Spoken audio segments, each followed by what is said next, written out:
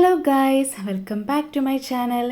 ഇന്ന് നമ്മുടെ ഓണം സീരീസിൻ്റെ അവസാനത്തെ വീഡിയോ ആണ് ഞാൻ ചെയ്യുന്നത്. ഇത് ഞാൻ എൻ്റെ ചേച്ചിയുടെ കുഞ്ഞിന് വേണ്ടിയിട്ടാണ് ചെയ്യുന്നത് കേട്ടോ. കക്ഷിക്കൊരു 4.5 വയസ്സുണ്ട്.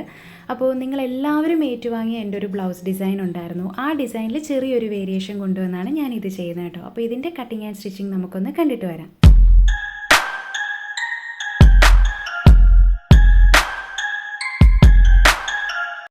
എൻ്റെ വീഡിയോസ് കാണുന്നവർക്ക് മനസ്സിലായി കാണുമായിരിക്കും, ഞാൻ ആദ്യം തന്നെ ഒരു പാറ്റേൺ നമ്മൾ വരയ്ക്കുമ്പോഴത്തേക്കും ചെയ്യുന്നത് ബേസ് ലൈൻസ് വരയ്ക്കുക എന്നുള്ളതാണ്.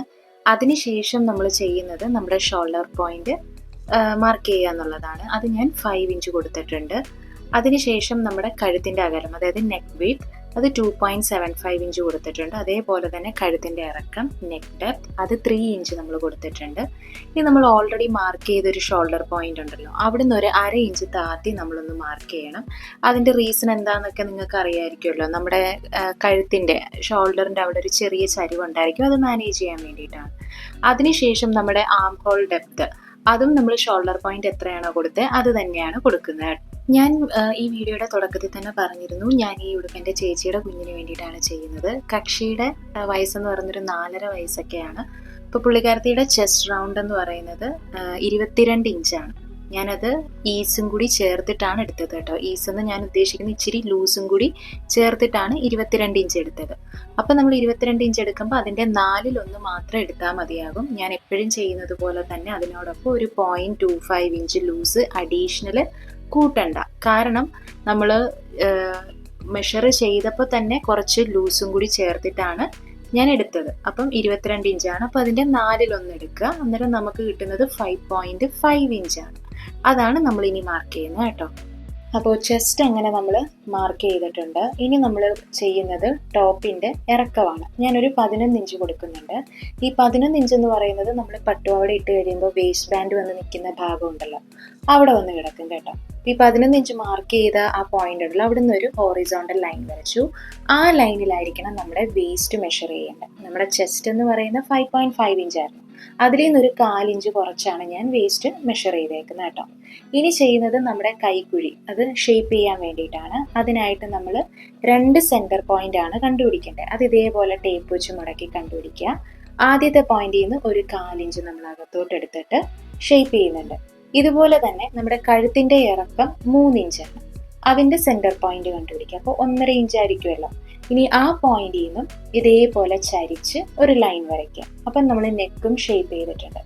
ഇനി ഈ ഉടുപ്പിൻ്റെ യോക്ക് പാർട്ട്, അതായത് ഫ്രണ്ട് ഭാഗത്തായിട്ട് ഞാനൊരു ഡയമണ്ട് ഷേപ്പ് കൊണ്ടുവരാൻ ഉദ്ദേശിക്കുന്നത്.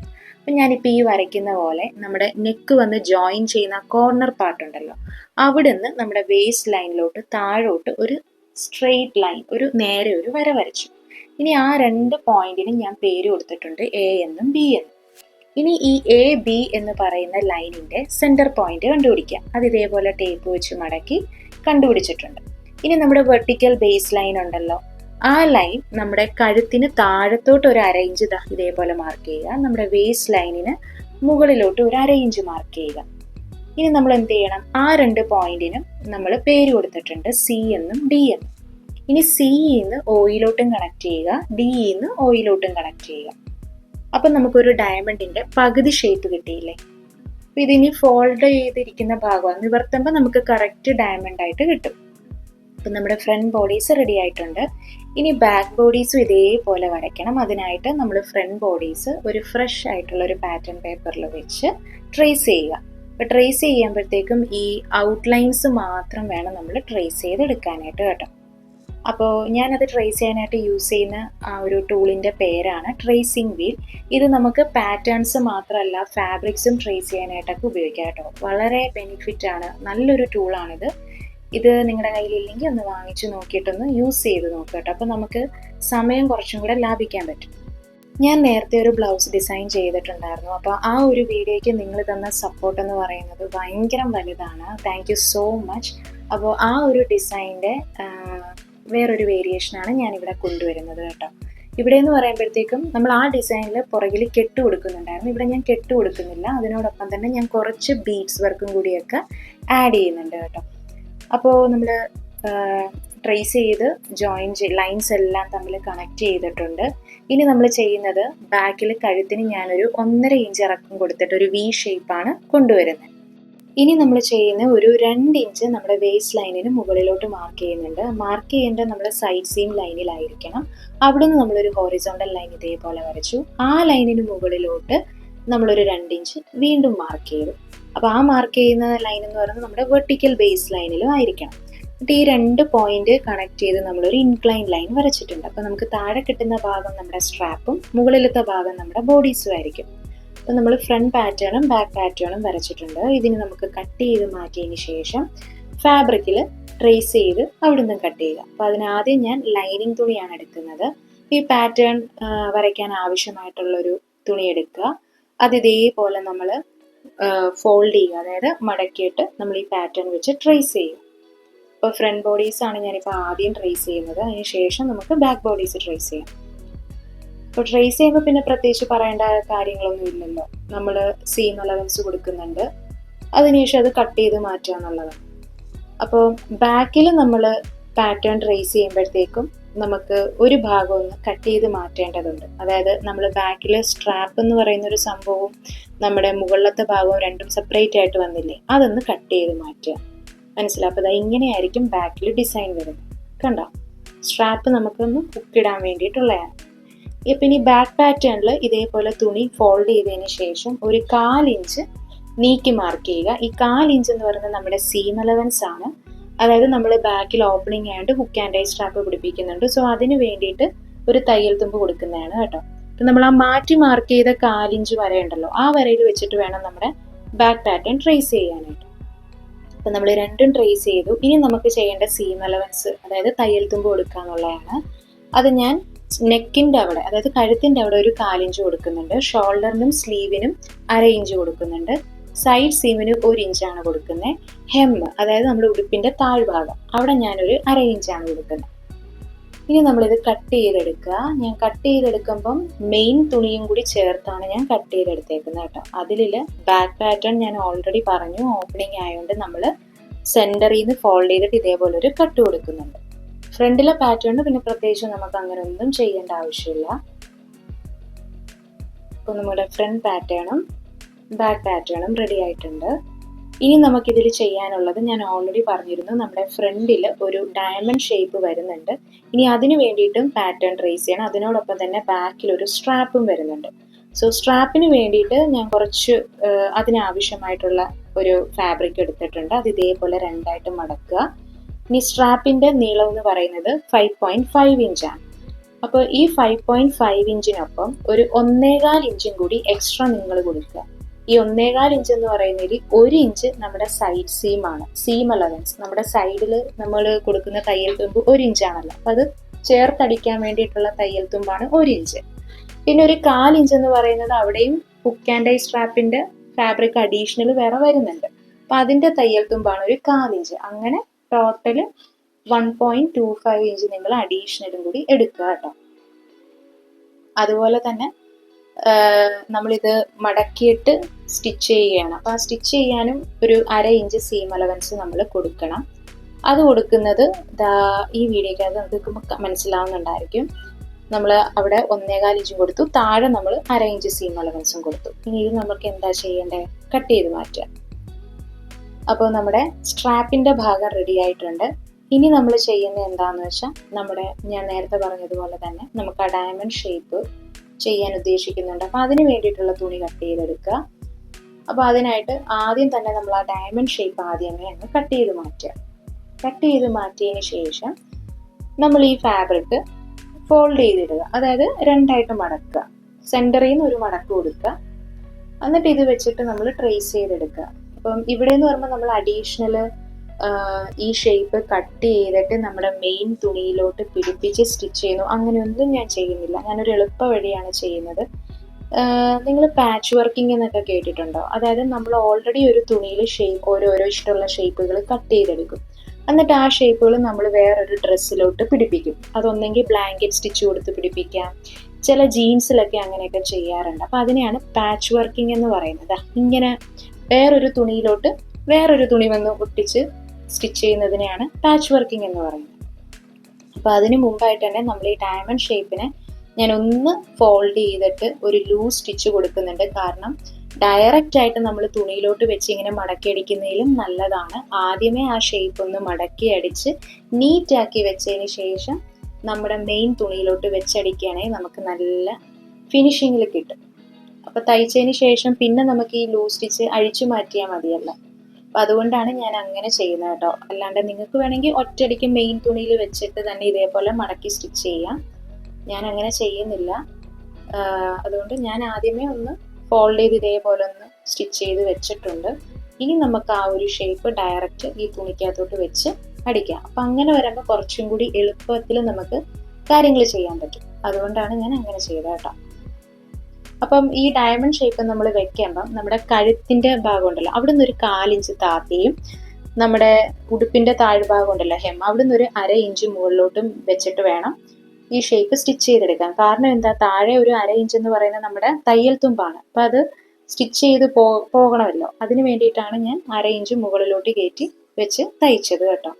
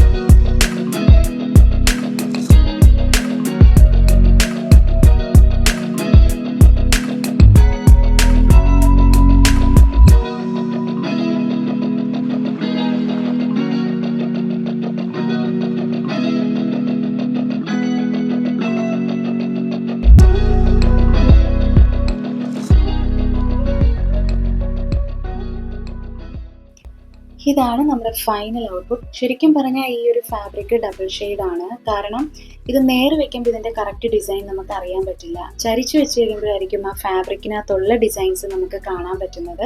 പക്ഷെ ഇത് നേരിട്ട് കാണാൻ നല്ല രസമാണ് ഈ തുണി കേട്ടോ. അപ്പോൾ ഇന്നത്തെ വീഡിയോ നിങ്ങൾക്ക് എല്ലാവർക്കും മനസ്സിലായി കാണുമെന്ന് ഞാൻ പ്രതീക്ഷിക്കുന്നു. Thank you for watching my video. By.